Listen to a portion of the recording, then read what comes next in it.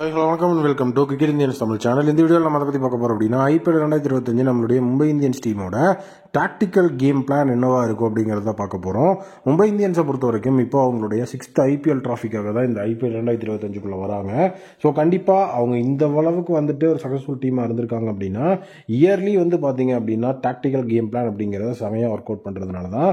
But ஆனால் recent இயர்ஸில் எம்ஐயால் ஒரு பெரிய லெவலில் உள்ளுக்குள்ளே இருக்க முடியல. பட் அதுக்கு காரணம் நிறைய கேப்டன்சி சேஞ்சஸ் இந்த மாதிரி விஷயங்கள்லாம் நடந்துட்டு இருந்தது. இப்போ ஹர்திக் பாண்டியாவோட கேப்டன்சி அப்படிங்கிறது ஃபிக்ஸ் ஆயிருச்சு. ஸோ இந்த வருஷம் மீண்டும் அந்த டாக்டிக்கல் கேம் பிளான் அப்படிங்கிற ஒரு விஷயம் உள்ளுக்குள்ளே வரும். ஸோ அப்படி உள்ளுக்குள்ளே வரும்போது பேட்டிங் பவுலிங்னு ரெண்டையுமே தனித்தனியாக பிரித்து ரெண்டுலேயும் என்னென்ன டாக்டிக்கல் கேம் பிளான் இருக்கும் அப்படிங்கிறத நான் உங்களுக்காக சொல்ல போகிறேன். ஃபஸ்ட்டு பேட்டிங் அப்படிங்கிற அடிப்படையில் ரோஹித், அதுக்கப்புறம் ரியான் ரிக்கில்டன், இவங்க ரெண்டு பேர் தான் பவர் பிளேயில் இருக்க போகிறாங்க. ஸோ எஃபெக்டிவாக டாப் ஆர்டரில் இருக்க போகிறாங்க ஓப்பனர்ஸாக. ஸோ இப்போ ரியான் ரிக்கில்டனோட ஃபார்ம், ரோஹித்தோட ஃபார்ம் ரெண்டுமே சரி நீட்டாக இருக்குது. அதுவும் ரியான் ரிக்கில்டன்லாம் பீஸ்ட் மோட்ல இருக்கிறாரு. ஸோ ஃபுல் அண்ட் ஃபுல் பார்த்தீங்கன்னா எல்லாரும் வில் ஜாக்ஸை பேக் பண்ணிட்டு இருக்கும்போது நீங்கள் வில் ஜாக்ஸை பேக் மட்டுமே பண்ணிட்டு இருங்க, நான் பெர்ஃபார்ம் வேற லெவலில் பண்ணிட்டு இருக்கிறேன் அப்படிங்கிற மாதிரி ரியான் ரிக்கில்டன் இப்போ மேட்ச் பை மேட்ச் பார்த்தீங்கன்னா செஞ்சுரி 15 அவருடைய ஒர்த்தை ப்ரூவ் பண்ணிருக்கிறார். உண்மையாலுமே 1 கோடிக்கு ரியான் ரிக்கில்டன் மும்பை இந்தியன்ஸோட ஸ்டீல் பை அப்படிங்கிறதுல எந்த விதமான டவுட்டும் கிடையாது.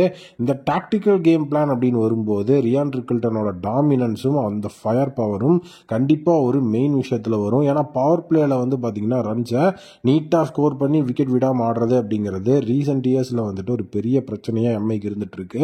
ரோஹித் நிஷான் கிஷான் இருந்தப்பவே ஸோ யாராவது ஒருத்தர் ஈஸியாக பவர் பிளேக்குள்ள அவுட் ஆயிடுவாங்க. அந்த பார்ட்னர்ஷிப் அப்படிங்கிறதே வரல. ஸோ இந்த தடவை அதை ஒரு பெரிய கேம் பிளானாக போட்டு பார்ட்னர்ஷிப் அப்படிங்கிறத பில்ட் பண்ணி பவர் பிளேல விக்கெட் விடாமல் ஆடணும் அப்படிங்கிற விஷயம் இருக்கு. பிளஸ் ரியான் ரிக்கில்டனோட ஃபார்ம் இந்த அளவுக்கு சூப்பராக இருக்கிறதுனால இந்த தடவை அந்த விஷயத்தை சரி பண்ணுவாங்கன்னு தோணுது. அடுத்தது மிடில் ஓவர்ஸில் ரன்ஸை ஸ்டேபிள் பண்ணுறது, நல்ல ஸ்டெபிளைஸான ஒரு மிடில் ஆர்டர் அப்படிங்கிறது இருக்குது இந்த தடவை நமக்கு. ஸ்கை, திலக் வர்மா, ஸோ நீட்டாக பார்த்தீங்க அப்படின்னா இப்போ சூப்பராக அந்த மிடில் ஆர்டருக்குள்ளே ஒர்க் பண்ண போகிறாங்க.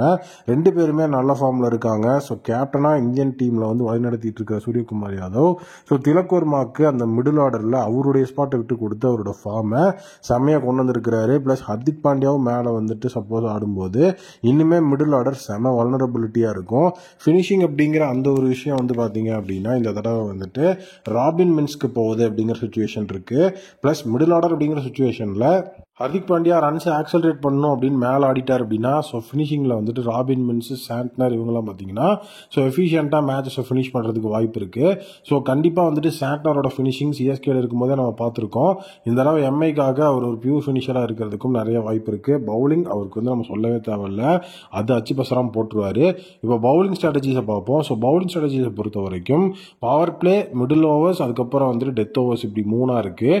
ஸோ இதில் மெஜாரிட்டி பார்த்தீங்க அப்படின்னா ஸோ பவர் பிளேல ஸோ பும்ரா, போல்ட், அதுக்கப்புறம் முஜிபுர் ரஹ்மான் தான் ஓவர் கட் பண்ணுறதுக்கு நிறைய வாய்ப்பு இருக்குது. ஏன்னா இவங்க பார்த்தீங்க அப்படின்னா பவர் பிளேல ரொம்ப எஃபெக்டிவான பவுலர்ஸ் அப்படின்னு சொல்லப்படுது.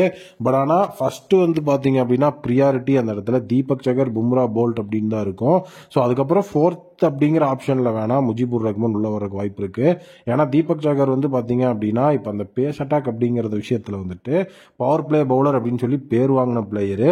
ஸோ இவங்க 4 பேரும் சேர்ந்து 6 ஓவர் கட் பண்ணாங்க அப்படின்னா ஸோ மிடில் ஓவர்ஸில் சாண்ட்னரும் முஜீபும் சேர்ந்து அந்த இடத்துல ரன்ஸை கண்ட்ரோல் பண்ணுறதுக்கு நிறையவே சான்சஸ் இருக்குது. ஏன்னா சாண்ட்னர் இப்போ ரன்ஸை கண்ட்ரோல் பண்ணுறது இல்லாமல் விக்கெட்ஸையும் ஈஸியாக எடுத்துடுறாரு. ஸோ சாம்பியன்ஸ் ட்ராஃபிலையும் பார்த்தீங்கன்னா ஒரு ஃபார்ம் செமையாக இருக்குது.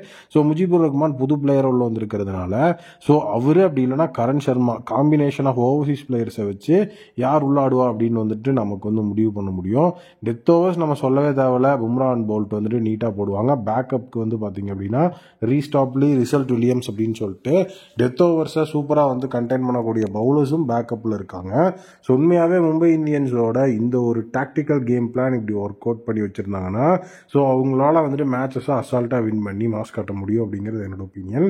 உங்களுடைய ஒப்பீனியன் என்ன அப்படிங்கிறத கமெண்ட் செக்ஷனில் மறக்காம கமெண்ட் பண்ணுங்கள்.